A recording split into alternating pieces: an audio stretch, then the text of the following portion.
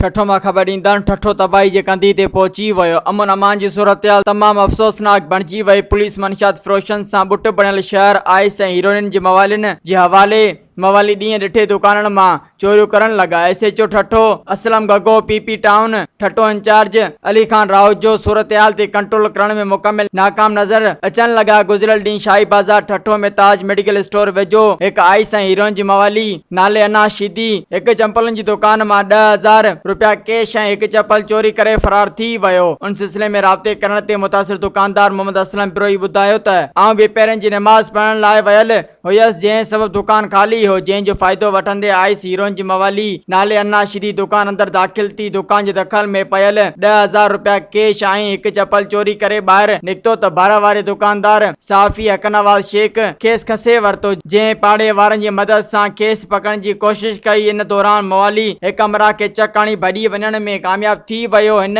सिंध जे वॾे वज़ीर ऐं गवर्नर सिंध समेत वस वारनि खां पुरज़ोर मुतालबो कयो त खुदारा मंशात जा अॾा बंदि कराए नौजवान नस्ल खे बचायो वञे। मज़ीद ख़बरनि ऐं तफ़सीलात लाइ विज़िट कयो असांजी वेबसाइट www.awamiNewsHD.com ऐं ॾिसंदा रहो अवामी न्यूज़ HD।